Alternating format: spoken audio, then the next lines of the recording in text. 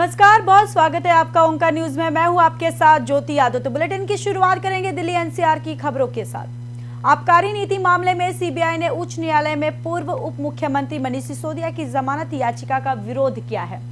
उसने कहा कि जमानत पर रिहा होने के बाद पूर्व डिप्टी सीएम साक्ष्य और गवाहों को प्रभावित कर सकते हैं। इस मामले में 27 अप्रैल को सुनवाई होगी।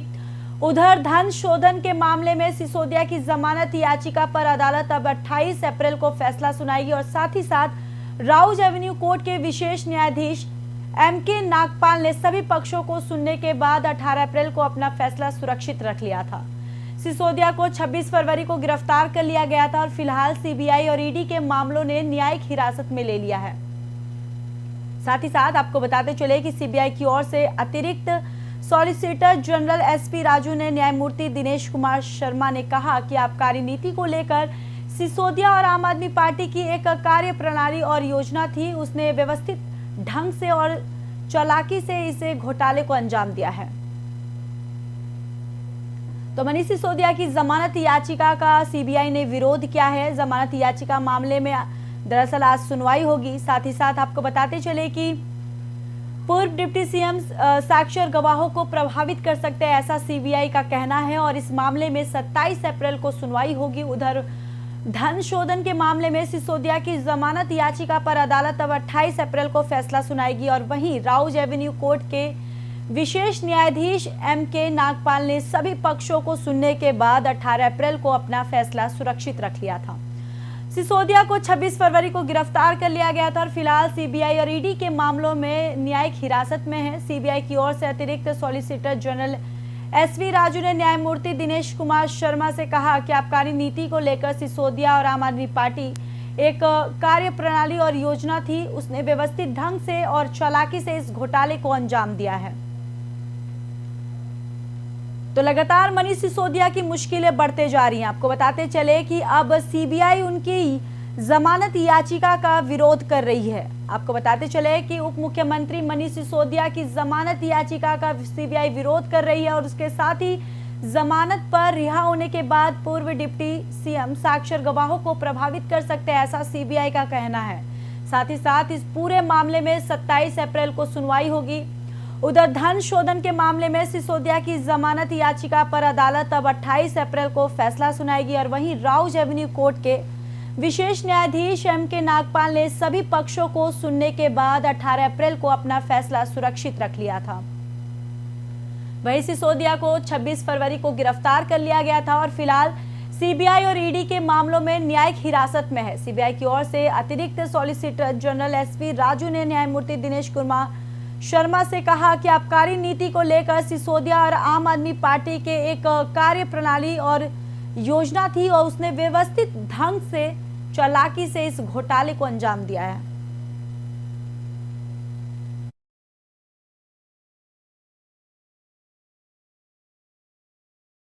चलिए बढ़ते अगली खबर की ओर। मुख्यमंत्री केजरीवाल निवास के सौंदर्यीकरण पर बुधवार को सियासी घमासान मचा रहा।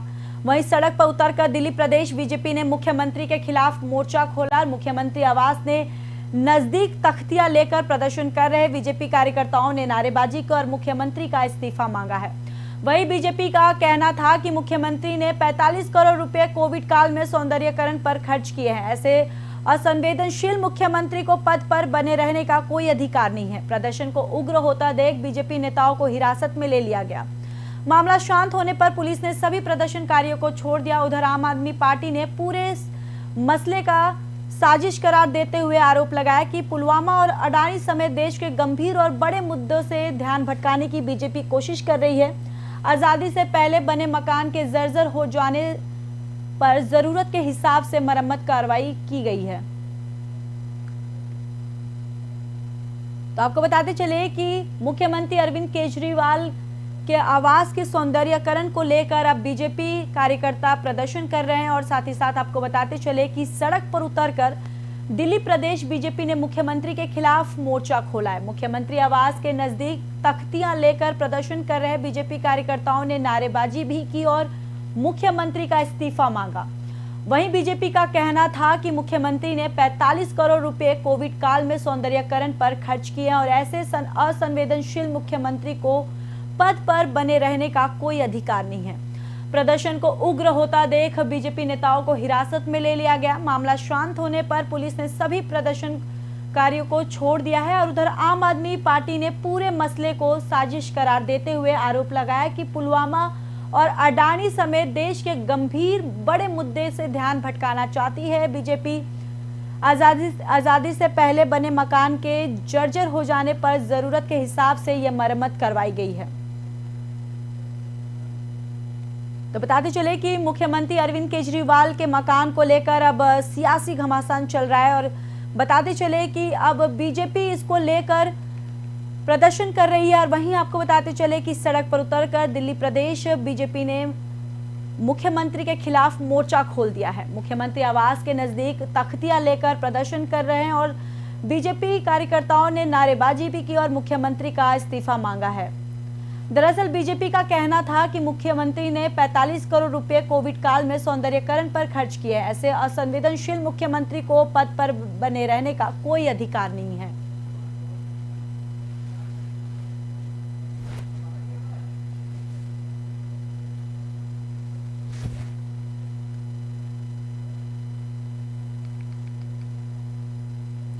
जर्मनी की राजधानी बर्लिन में जून 2023 से आयोजित होने वाले special Olympic world summer games में भारत का प्रतिनिधित्व करने वाले भारतीय खिलाड़ियों की तैयारियों के लिए तीसरा शिविर नोएडा एमटी यूनिवर्सिटी में लगाया गया।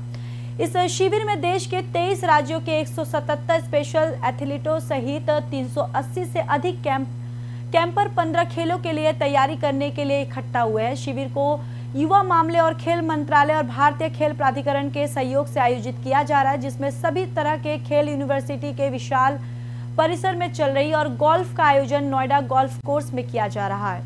एमटी यूनिवर्सिटी में आयोजित एक भव्य कार्यक्रम में स्पेशल ओलंपिक भारत की अध्यक्षता डॉक्टर मल्लिका नड्डा ने खिलाड़ियों का उत्साह बढ़ाते हुए कहा कि वर्ल्ड गेम्स एथलीटों के लिए अपनी काबिलियत, पॉजिटिविटी और आत्मविश्वास दिखाने का एक शानदार अवसर है। यहाँ एमटी यूनिवर्सिटी में जारी नेशनल कैंप में हजारों एथलीट अपने कोचों को देखरेख में अपनी क्षमताओं को और भी अधिक बढ़ा रहे हैं और वैश्विक स्तर पर मुकाबला करने के लिए अधिक आत्मविश्वास प्राप्त कर रहे हैं। वहीं भारतीय महिला हॉकी टीम की खिलाड़ी पद्मश्री रानी रामपाल ने एथलीटों को अपनी शुभकामनाएं देते हुए कहा कि मैं इस तरह के सुंदर प्रयास का हिस्सा बनकर बहुत खुश महसूस कर रही हूं और आशा करती हूं कि वे देश के लिए कई ख्याति अर्जित करें। एमटी यूनिवर्सिटी के संस्थापक डॉक्टर अशोक के चौहान और इस कार्यक्रम में वर्चुअली शामिल हुए और उन्होंने कहा कि इस शिविर का उद्देश्य व्यक्तिगत रूप के साथ ही एथलीटों को प्रतिस्पर्धी कौशल को इस वैश्विक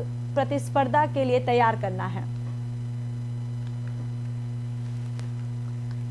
तो special Olympic world summer games की तैयारियां शुरू हो गई है। तीसरे शिविर का एमटी यूनिवर्सिटी में यह आयोजन होगा। 23 राज्यों के 177 स्पेशल एथलीट इसमें इकट्ठा हुए हैं। साथ ही साथ आपको बताते चले कि एक शानदार अवसर है दिखाने के लिए अपने हुनर को और यह एमटी यूनिवर्सिटी में जारी नेशनल कैंप में हमारे एथलीट अपने कोचों के देखरेख में अपनी क्षमताओं को और भी अधिक बढ़ा रहे हैं और वही वैश्विक स्तर पर मुकाबला करने के लिए अधिक आत्मविश्वास प्राप्त करते हैं। भारतीय महिला हॉकी टीम की खिलाड़ी पद्मश्री रानी रामपाल ने एथलीटों को अपनी शुभकामनाएं देते हुए कहा कि मैं इस तरह के सुंदर प्रयास का हिस्सा बनकर बहुत खुश महसूस कर रही हूं और आशा करती हूं कि वे देश के लिए कई ख्याति अर्जित करें। एमटी यूनिवर्सिटी के संस्थापक डॉक्टर अशोक के चौहान इस कार्यक्रम में वर्चुअली शामिल हुए और कहा कि इस शिविर का उद्देश्य व्यक्तिगत रूप से एक और साथ ही एथलीटों के प्रतिस्पर्धी कौशल को इस वैश्विक प्रतिस्पर्धा के लिए तैयार करना है।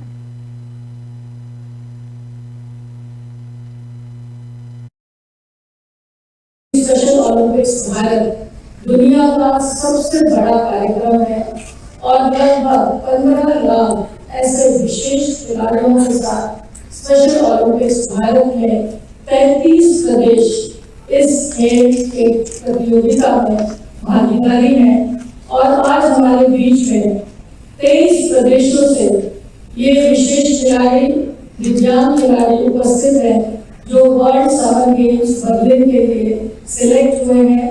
16 खेलों में ये प्रतिभागी लेंगे और इनके साथ ही 17 से 25 जून तक जो इंटरनेशनल वर्ल्ड गेम्स आयोजित है बर्लिन में, जहां 190 देश इस अंतर्राष्ट्रीय प्रतियोगिता में भाग लेंगे। वहाँ भारतवर्ष अपनी कंटिजेंट जो 285 का है उसके साथ इस खेल प्रतियोगिता में सम्मिलित होने के लिए आगे बढ़ के चला है। आप सबका साथ, आप सबका सहयोग स्पेशल ओलंपिक्स। देश को अंतर्राष्ट्रीय मंचों पर गौरवान्वित करने वाले पहलवानों का पिछले 5 दिनों से दिल्ली के जंतर मंतर पर प्रदर्शन जारी है, अब तूल पकड़ने लगा है। इस मामले में ताजी खबर यह है कि हरियाणा और वेस्ट यूपी की खाप पंचायतें इन पहलवानों के समर्थन पर आज जंतर मंतर पहुंचेंगे। इस बात की भी संभावना है कि खाप पंचायतों के नेता पहलवानों की मांग का समर्थन देने का बड़ा ऐलान भी कर दे। इसके अलावा 7 महिला रेसलर की याचिका पर सुप्रीम कोर्ट 28 अप्रैल को सुनवाई करेगा। दरअसल दिल्ली के जंतर मंतर पर धरना दे रहे पहलवानों की मांग है कि भारतीय कुश्ती संघ के अध्यक्ष बृजभूषण सिंह के खिलाफ दिल्ली पुलिस एफआईआर दर्ज कर जांच करे। पीडब्ल्यूएफआई इस मामले में गठित कमेटी की रिपोर्ट को भी सार्वजनिक करने की मांग कर रहे हैं। इससे पहले यौन उत्पीड़न के शिकार पहलवानों को लेकर देश के ओलंपियन पहलवान विनेश फोगाट, साक्षी मलिक और बजरंग पूनिया ने इस खापों के साथ देने की अपील की थी और आज जंतर मंतर पर हरियाणा और वेस्ट यूपी की खाप पंचायतें पहलवानों को समर्थन देने आज पहुंचने वाली है। वहीं सोनीपत से बुधवार को सैकड़ों की संख्या में किसान रेसलर्स के समर्थन में दिल्ली के लिए रवाना हो गए थे और संयुक्त किसान मोर्चा से जुड़े नेता और कार्यकर्ता भी आज भारी संख्या में जंतर मंतर पर पहुंचने वाले हैं। तो लगातार जंतर मंतर पर पहलवानों का प्रदर्शन जारी है और आपको बताते चले कि इससे पहले जनवरी में भी इन्होंने अपनी समस्या को लेकर यहां जंतर मंतर पर प्रदर्शन किया था, जिसके बाद आपको बताते चले कि केंद्रीय मंत्री अनुराग ठाकुर के आश्वासन के बाद वो प्रदर्शन बंद कर दिया गया था, लेकिन उस पर अभी तक नहीं कार्रवाई की गई है, जिसको लेकर फिर से एक बार पहलवानों ने प्रदर्शन जारी कर दिया है। आपको बताते चले कि जंतर मंतर पर जारी प्रदर्शन अब तूल पकड़ने लगा है। इस मामले में ताजी खबर यह है कि हरियाणा और वेस्ट यूपी की खाप पंचायतें इन पहलवानों के समर्थन में आज जंतर मंतर पहुंचेंगी। इस बात की भी संभावना है कि खाप पंचायतों का नेता पहलवानों की मांग का समर्थन देने का बड़ा ऐलान भी कर देगा। इसके अलावा 7 महिला रेसलर्स की याचिका पर सुप्रीम कोर्ट 28 अप्रैल को सुनवाई करेगा। दरअसल दिल्ली के जंतर मंतर पर धरना दे रहे पहलवानों की मांग है कि भारतीय कुश्ती संघ के अध्यक्ष बृजभूषण सिंह के खिलाफ दिल्ली पुलिस एफआईआर दर्ज कर जांच करे। डब्ल्यूएफआई इस मसले में गठित कमेटी की रिपोर्ट भी सार्वजनिक करने की मांग कर रहे हैं। इससे पहले यौन उत्पीड़न के शिकार पहलवानों को लेकर देश के ओलंपियन पहलवान विनेश फोगाट, साक्षी मलिक और बजरंग पूनिया ने इन खापों के साथ देने की अपील की थी। आज जंतर मंतर पर हरियाणा वेस्ट यूपी की खाप पंचायतें पहलवानों को समर्थन देने और आज पहुंची हैं और वहीं सोनीपत से बुधवार को सैकड़ों की संख्या में किसान रेसलर्स के समर्थन में दिल्ली के लिए रवाना हो गए थे। वहीं संयुक्त किसान मोर्चा से जुड़े नेता और कार्यकर्ता भी आज भारी संख्या में जंतर मंतर पर पहुंचेंगे।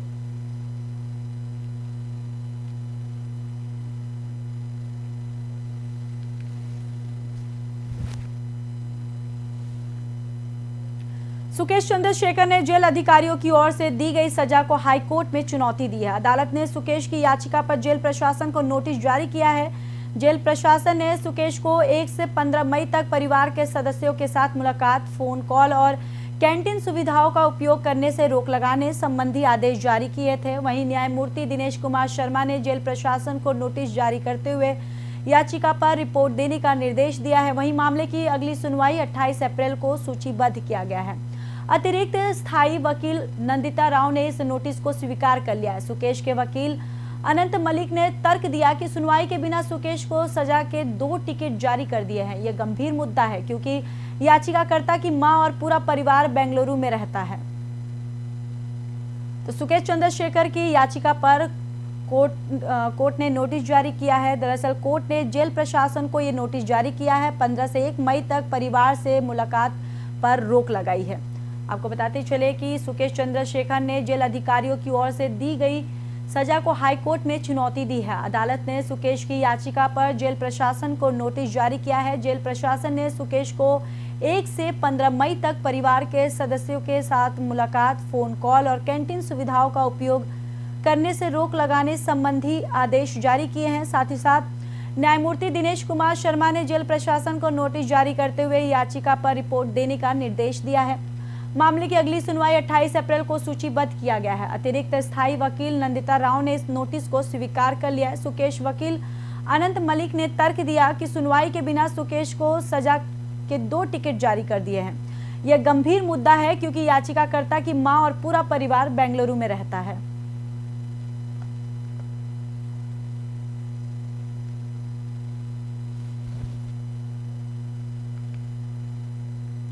राजधानी दिल्ली में एक बार फिर से बदमाशों का आतंक देखने को मिला, जहां एक युवक को कुछ बदमाशों ने जानलेवा हमला कर दिया है। हमले में युवक गंभीर रूप से घायल हो गया, जिसे नजदीक के संजय गांधी अस्पताल में उपचार के लिए भर्ती करवा दिया गया है। दरअसल पूरा मामला बाहरी दिल्ली के मंगोलपुरी थाना इलाके से सामने आ रही है, जहां पर मंगलोरपुरी के वाई ब्लॉक इलाके में बीती मंगलवार की देर रात को कुछ अज्ञात युवकों ने एक युवक पर फायरिंग कर जानलेवा हमला कर दिया।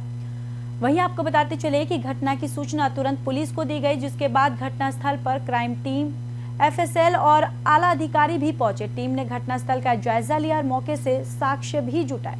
साथ ही पुलिस टीम ने घटनास्थल के आसपास लोग लगे हुए सीसीटीवी खंगाल रही है। हालांकि यह पूरी वारदात वाई ब्लॉक की मस्जिद के पास में लगे एक सीसीटीवी कैमरे में कैद हो गई। सीसीटीवी फुटेज में साफ देखा जा सकता है कि एक युवक अपनी कार से वाई ब्लॉक मस्जिद के पास पहुंचता है। तभी एक बुलेट पर 4 युवक पीछा करते हुए वाई ब्लॉक मस्जिद के पास पहुंचते हैं और जैसे ही युवक कार से उतरकर मस्जिद की तरफ जाने लगता है, तभी उन पर 4 युवकों में से एक युवक बाइक से उतरकर उस पर फायरिंग कर देता है, जिसमें युवक घायल हो जाता है। फिलहाल घायल युवक का नजदीक के संजय गांधी अस्पताल में उसका उपचार जारी है। साथ ही मंगोलपुरी पुलिस भी इस पूरे मामले की जांच में जुटी है। शुरुआती जांच में यह सामने आया कि घायल युवक का हमलावरों से कोई आपसी रंजिश थी और जिसके कारण इस वारदात को अंजाम दिया गया।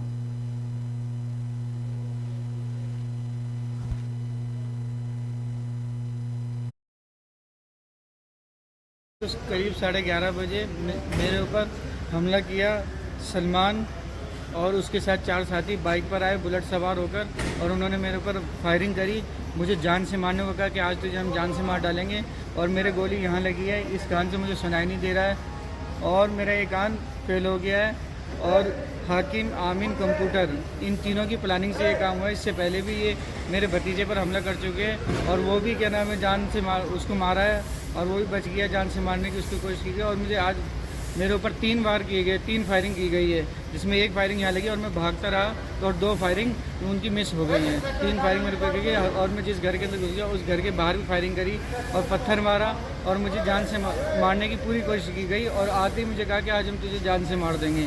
तो मैं चाहता हूँ हाकिम, आमीन, कंप्यूटर, इन तीनों की प्लानिंग से काम हुआ, और जो 4 जने आए थे बाइक सवार बुलेट पर होके, उन सब के खिलाफ कार्रवाई की जाए। पुलिस इससे पहले भी कोई करने की, अब कार्रवाई की जाए कम से कम, ताकि मैं बच जाऊँ। मुझे इन लोगों से अपनी जान का खतरा है। तो करीब 11:30। फिलहाल दिल्ली एनसीआर के बुलेटिन में बस इतना ही। बाकी देश और दुनिया की खबरों के लिए देखते रहिए ओंकार न्यूज।